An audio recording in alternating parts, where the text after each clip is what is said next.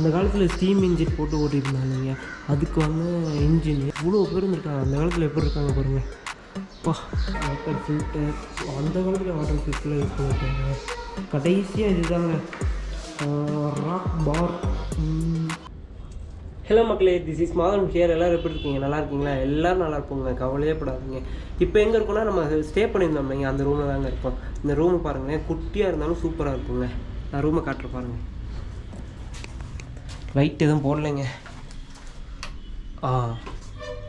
என்னடா இது லைட்டு, குட்டி கசகசன்னு தாங்க இருக்கும். இதான் ரூமு ஒரு ஆளுக்கு. இதெல்லாம் உட்டுங்க, இது வந்து உட்டில் பண்ணியிருக்காங்க. இந்த கதவு மட்டும் பாருங்கள் எவ்வளோ சைஸில் இருக்குன்னு. அப்பா, இதுலேயே ஒரு 6 ரூம் இருக்குங்க. ஆனால் வெளியே தாங்க பாத்ரூம்லாம். யாராவது ஊட்டி வந்தீங்கன்னா பட்ஜெட்டில் தங்கணும்னா இங்கே வந்து ட்ரை பண்ணி பாருங்கள். இந்த ரூம் எங்கே இருக்குன்னா, நம்ம பஸ் ஸ்டாண்ட் இருக்குல்லைங்க, ஊட்டி பஸ் ஸ்டாண்ட், அதோ தெரியுதுங்களா, அதுலேருந்து ரைட் வந்தாலும் சரிங்க. இப்படி எப்படின்னா, கூடலூர்லேருந்து வந்தீங்கன்னா லெஃப்ட் எடுக்கணும். ஊட்டி இப்போது கோயம்புத்தூர் அந்த வழியிலேருந்து வந்தீங்கன்னா லெஃப்ட் எடுக்கணுங்க. அதுலேருந்து வந்தீங்கன்னா இந்த ரூம் ஒரு 100 மீட்டருக்குள்ளே தாங்க இருக்கும் இந்த ரூமு. இதில் வந்து ரைட் எடுத்திங்கன்னா லெஃப்ட் எடுத்திங்கன்னா போதுங்க. இந்த ரூமுக்கு வந்துடலாம். இந்த வியூவை பாருங்கள், பயங்கரமாக இருக்குங்க இங்கேருந்து. இப்போ அல்டிமேட்டாக இருக்குங்க. இப்போ என்ன பண்ண போகிறோன்னா, ஊட்டி ஃபுல்லாக எக்ஸ்ப்ளோர் பண்ண போகிறோங்க. நான் போக போக எங்கெங்கே போகிறோம்லாம் உங்களுக்கு பைக்கில் போகும்போது சொல்கிறேங்க. அதுக்கு முன்னாடி ஒரு விஷயங்க, உங்கள் வீட்டு பிள்ளையாக நினச்சி மறக்காமல் சப்ஸ்கிரைப், லைக் அண்ட் ஷேரை தட்டி விட்டிங்கன்னா நானும் ஹாப்பி, நீங்களும் ஹாப்பிங்க. அப்புறம் என்ன போகுமா, மறந்துட மாட்டீங்களே, மறக்காமல் சப்ஸ்கிரைப் பண்ணிக்கோங்க. சரி வாங்க போகலாம். இதோ இங்கேருந்து கிளம்பியாச்சுங்க. லக்கேஜெலாம் கட்டியாச்சு. இந்த பேக் மட்டும் டேங்க் பேக்கில் வச்சுட்டு போக வேண்டியதாங்க. டேங்கில் வச்சுட்டு போக வேண்டியதான். ஏய் நில்லு ப்ரோ.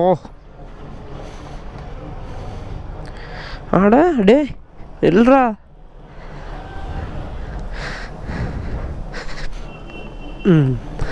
இதோ இந்த ரூமில் தான் ஸ்டே பண்ணியிருந்தோம், சத்யா லாட்ஜ். யாருக்கா பட்ஜெட்டில் வேணுன்னா வந்து ட்ரை பண்ணி பாருங்கள்.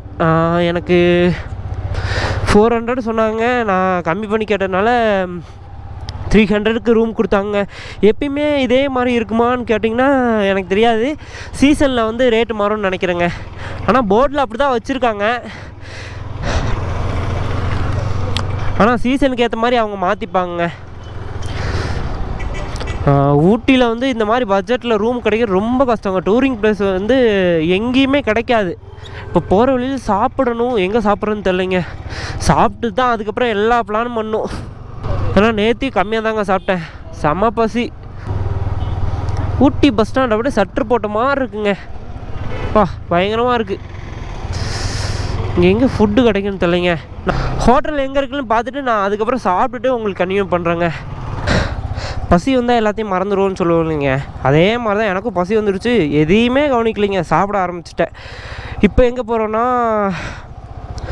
ஒரு மியூசியம் தாங்க போகிறோம். ஃபஸ்ட்டு மியூசியம் தான் போகிறோம், அதுதான் பக்கத்தில் இருக்குங்க. அதனால் அங்கே போயிட்டு கவர் பண்ணிவிட்டு அதுக்கப்புறம் இன்னொரு கவர்மெண்ட்டு மியூசியம் இருக்குங்க, அங்கே போவோம். இங்கே தாங்க சாப்பிட்ருந்தோம். ஃபுட்டு என்னென்னா புரோட்டா சாப்பிட்ருந்தோங்க. 2 செட்டு 45 ரூபான்னு சொன்னாங்க. பரவாயில்ல, அந்த அண்ணன்லாம் சூப்பராக பழங்கினாங்க. வண்டியை தள்ள முடியலையா என்னென்னு கேட்டிருந்தாங்க. ஸ்டிக்கரிங்கு இதெல்லாம் பார்த்து கேட்டுட்டு இருந்தாங்களா. அப்புறம் பின்னாடி எடுக்கவே முடியலைங்க, வண்டியை இறங்கி தள்ளலான்னு பார்த்தேன். அதுக்கப்புறம் இருங்க நான் தள்ளுறேன் அப்படின்னு சொல்லிட்டு தள்ளினாங்க. அக்கா ஓகே. என்ன கூகுள்ஜி இதில் போக சொல்கிறீங்க? ஐயோ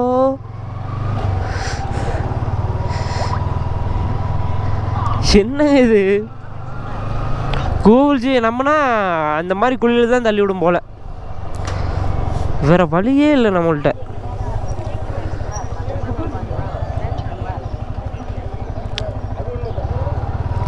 ஏரியா எப்படி இருக்குது பாருங்கள், தரமாக இருக்குது. ஊட்டி வியூவே பயங்கரமாக இருக்கும். நைட்டு பார்த்தோம்னா அல்டிமேட்டாக இருந்துச்சுங்க. அந்த ரயில்வே மியூசியம் இருக்கும்ல, இதுக்குள்ளே இருக்கும். சரி ஓகேங்க.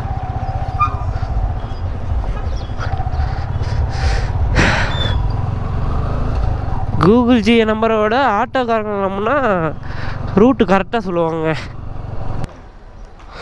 30 ரூபாங்க டிக்கெட்டு 2 வீலருக்கு.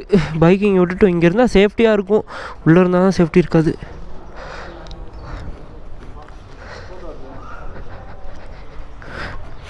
நம்ம கேமரா கழட்டி வச்சுட்டு போயிடலாங்க. அப்புறம் அதுக்கும் காசு கேட்பாங்க.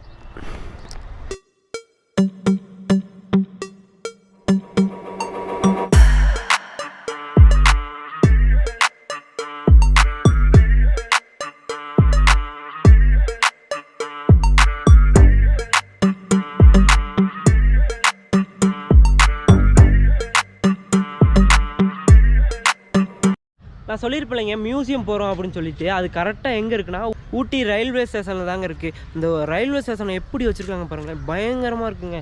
இங்கே பார்க்கும்போதெல்லாம் இதெல்லாம் அந்த காலத்து ஃபீலாக இருக்குங்க.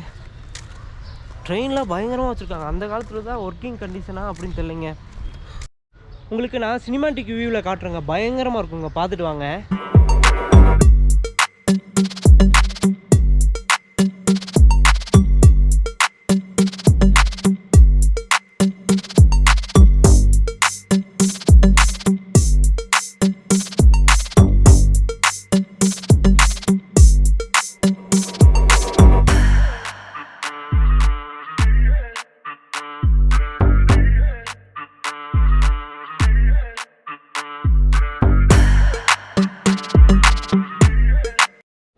இதுக்குள்ளே தாங்க மியூசியம் இருக்குது, ஹெரிட்டேஜ் மியூசியம். இதில் என்னென்ன கொடுத்துருக்காங்கன்னு பார்ப்போங்க. அந்த காலத்தில் ஸ்டீம் இன்ஜின் போட்டு ஓட்டியிருந்தாங்க, அதுக்கு வந்து இன்ஜின்னு அதுக்கு மேலே கொடுத்துருக்காங்க பாருங்கள். அது அதுக்கப்புறம் உள்ளதுன்னு நினைக்கிறேன். இயர்ஸ்லாம் போட்டிருக்காங்களா? இயர்ஸ் எதுலேயுமே போடலைங்க. இதில் போட்டிருக்காங்க 1952 வந்து இந்த இன்ஜின் வந்து இங்கே இருந்திருக்குன்னு நினைக்கிறேங்க.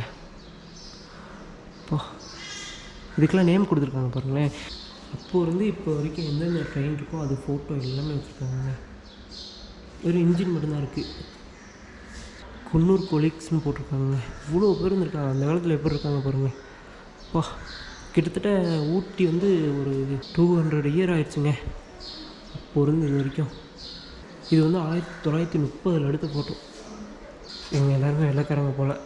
அந்த ட்ரெஸ் ட்ரைவ் மாதிரி பண்ணுவாங்க இல்லைங்க, தண்டவாளத்தில் ஏதாவது பிரச்சனை இருந்துச்சுன்னா அந்த மாதிரிலாம் பண்ணுறது, அந்த ப்ராப்ளம்லாம் பார்ப்பாங்க இல்லைங்க, அவங்கன்னு நினைக்கிறேன்.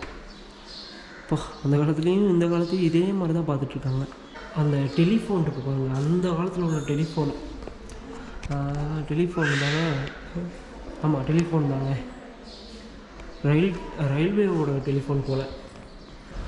ஒவ்வொரு இயர்லாம் கொடுத்துருக்காங்க. 1951. வா, பயங்கரம் இல்லைங்க. இந்த மாதிரி ரயில்வே ஸ்டேஷன்லாம், ஒவ்வொரு ரயில்வே ஸ்டேஷன்லாம் எங்கேயுமே ட்ரெயினை பற்றி தெரிஞ்சுக்க முடியாது. ஊட்டியில் வந்து இவ்வளோ கொடுத்துருக்கு, சூப்பரான விஷயங்க. மிஸ்டர் பாப் ஹில்லா ஸ்டேஷன் மாஸ்டர் ஊட்டி 1909 30 வரைக்கும் இருந்திருக்காருங்க. இதோ இந்த பாலம் இப்படி தாங்க கட்டியிருக்காங்க. கீழெல்லாம் ஏதோ அந்த இது மாதிரி வச்சுருக்காங்க பாருங்கள், இந்த ஸ்லைடு மாதிரி ஒரு இருக்குங்க, கட்டை அதில் வச்சுருக்காங்க பாருங்கள். இப்படி தான் கட்டிகிட்டு இருந்திருக்காங்க. அதில் தான் அது உள்ளே போயிட்டுருக்காங்க பாருங்கள், உங்களுக்கு தெரியுதா? இந்த மாதிரி தான் ஒரு பாலத்தையும் கட்டியிருக்காங்க. இது ஒவ்வொன்றையும் நம்ம படிக்கிறதுக்குலாம் ரொம்ப நேரம் ஆகிடுங்க. நமக்கு அந்தளவுக்கு டைமும் இல்லை. இயர்ஸ்லாம் பார்த்துக்கோங்க. நான் பொறுமையாக கரெக்டாக அதே நீங்கள் ஸ்டாப் பண்ணி படிச்சுக்கோங்க. நேரமாக இருக்கும்.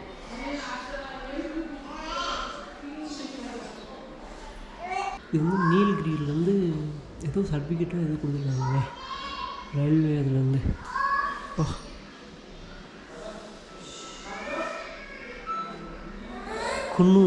குன்னூரில் தாங்க இது ரொம்ப ஃபேமஸ்ஸு. குன்னூர் தான் பயங்கரமாக இருக்கும். குன்னூர் நான் போகிற வழியில் காட்டுங்க, வெளியே போட்டு போவாங்க. குன்னூரில் குட்டியோட வில்லேஜ் இப்படி தான் இருந்துச்சு. கெட்டி வேலிங்க. இப்போ எப்படிக்கு இருக்குது கெட்டி வேலி? என்னது டோக்கன் பஞ்சா? இது என்னென்னு தெரியலைங்க. யாராவது தெரிஞ்சால் மறக்காமல் கமெண்ட் பண்ணுங்கள். இது கீழே என்னென்னா அந்த காலத்தில் என்னென்ன மெட்டீரியலாக யூஸ் பண்ணியிருக்காங்களோ ரயில்வேல அதெல்லாம் வச்சுருக்காங்க. இது வந்து தண்ணி குடிக்கிறதுன்னு நினைக்கிறேன். வாட்டர் கேன் அந்த மாதிரி ஒவ்வொரு இதுக்கும் நேம் வச்சுருக்காங்க. இந்த காலத்தில் எது எதுக்கெல்லாம் யூஸ் பண்ணாங்களோ அதுக்கு மாதிரி வச்சுருக்காங்க. Leather case, bag, water can, water filter. அந்த காலத்தில் வாட்டர் ஃபில்டர்லாம் யூஸ் பண்ணியிருக்காங்க. இது வந்து அந்த விளக்கு ரூம் லேம்ப் இருக்குதுங்க அதோடது. இதுவும் லேம்ப் தாங்க. இந்த நம்ம வர எல்இடி மாதிரி நினைக்கிறேன். இது அந்த நம்ம போகும்போது சிக்னலுக்கெலாம் வச்சுருப்பாங்க அந்த பிஎஃப் போஸ்ட் லேம்புங்க. அந்த காலத்தில் இப்படி தான் யூஸ் பண்ணியிருக்காங்க. அப்பா சிக்னல் லேம்ப்பு இது அது என்னென்னு தெரியல. இது தாங்க அந்த சிக்னல் லேம்ப்பு. பச்சை கலர் மஞ்சள் கலர் லைட்லாம் எரியுங்க அந்த லேம்ப்பு. Gate signal lamp. இதுவும் கேட்டில் இருக்கும் இல்லைங்க. நம்ம ட்ரெயினில் போகும்போது நிறுத்துவாங்க இல்லைங்க, அப்போது ஒரு லைட் எரியுங்க. அந்த லைட்டு அந்த காலத்தில் யூஸ் பண்ணது. இது என்ன இது என்னன்னே தெரியலைங்க. ஏதோ யூஸ் பண்ணியிருப்பாங்க போல். ஆர்இ லைனிங் ரேம்பும் போட்டிருக்காங்க. என்னன்னு தெரில. அந்த காலத்துக்கு கிளாக்குங்க. இதுலேயே போடுறது இயர்ஸ் போட்டுருக்கு பாருங்க. 1193. டேங்கப்பா, அப்படிலாம் சான்ஸ் இல்லையே. என்ன இயர்ஸ் போட்டிருக்காங்கன்னு தெரில கன்ஃபார்மாக. அந்த காலத்தில் டைப்பிங்லாம் பண்ணுவாங்க. நீங்கள் டிக்கெட் கொடுக்குறது அந்த காலத்தில் இந்த கேஸ்லாம் இருந்துச்சுன்னா அவங்க டைப்பிங் பண்ணுவாங்க. நீங்கள் டைப் பண்ணால் அதில் லெட்ரு வரும் இல்லைங்க, அதெல்லாம் வச்சுருக்காங்க. Type pad. லெட்டர் மாஸ் லைட்டுங்க. நமக்கு சொல்லணும்னு தேவையில்லை. செந்தில் கவுண்டமணி ஆனால் காமெடியிலே தெரிஞ்சிருக்கும் இது எவ்வளோ ஃபேமஸ்ன்னு. பிளாக்கா use NLE class station engine from the 1997. Natarajan founder. இதுக்கு வந்து ஃபவுண்டர் வந்து நட்ராஜன் ஆமாங்க. அவர் நேம் எழுதியிருக்குன்னு நினைக்கிறேன். இதில் எது எழுதியிருக்கு சரியாக தெரிலைங்க என்ன எழுதியிருக்குன்னு. ஏதோ பட்டர்ஃப்ளை மாதிரிலாம் எழுதியிருக்கு. என்னன்னு தெரில. டிக்கெட் டேட்டிங் மிஷின் போட்டிருக்காங்க. இதில் என்ன டிக்கெட் எப்படி வரும்? டிக்கெட்டு கிளிக்கிறதா இருக்குமோ? வித்தியாசமாக தான் இருக்குது. வாலில் வந்து ஃபிக்ஸ் பண்ணுற கேஸ் லேம்புங்க. இது வந்து என்னடா இருக்குது, சம்மந்தமில்லாமல் இருக்குது. எப்படி இதில் கேஸ் ஃபில் பண்ணுவாங்க? பரவாயில்ல, இவ்வளோ விஷயம் வந்து இங்கே வச்சுருக்காங்க. கடைசியாக இது தாங்க ராக் பார். வந்து நடுவில் அந்த ட்ராக் இருக்குங்க. இது வந்து எதுக்கு யூஸ் ஆகும்னா, இப்போ வந்து ஒரு மேடை இருக்குதுங்க, அது வந்து ஊக்கு மாதிரி கீழே வந்து பேக்கில் வராமல் இருக்கிறதுக்காக போட்டு அந்த ட்ரெயின் போகுங்க. நம்ம நார்மலாக பார்க்குற ட்ரெயினில் வந்து இதெல்லாம் இருக்காது. 2 தண்டவாளம் தான் இருக்கும். அதுக்காக யூஸ் பண்ணுறதாங்க. மேலே இருக்கிறது எதுக்காக சொல்லியிருக்காங்க. ஏதோ இன்ஜின் வந்து ஃபின்னாக வருதுங்க. இது பற்றி சரியாக தெரில. அவ்வளோதாங்க, நம்ம பைக் விட்டு இடத்துக்கு வந்துட்டோங்க. உள்ளே வந்து ரொம்ப நேரம் பார்க்க முடியாதுங்க, ஏன்னா நிறைய கூட்டம் வந்துட்டே இருக்காங்க. நானே ரொம்ப நேரம் வெயிட் பண்ணி தாங்க வீடியோ எடுத்தேன். யாரும் வராதப்போ தான் அதுக்குள்ளேயே சீக்கிரமாக எடுக்கணும்னு தாங்க நான் சீக்கிரமாக எடுத்தேன். ஏன்னா நிறைய பேர் வந்துட்டுருக்காங்க, நம்மளால வீடியோ எடுக்க முடியாதுங்க. அதனால் ஒழுங்காக காட்ட முடியாதுன்னு சொல்லிட்டு தான் அதை சீக்கிரமாக முடிச்சிட்டேங்க. ஏதோ எனக்கு தெரிஞ்ச அளவுக்கு சொல்லியிருப்பேங்க. அதில் ஸ்டாப் பண்ணி பாருங்கள், உங்களுக்கே படித்து பார்த்தா அது யூசேஜ் எல்லாம் தெரியுங்க.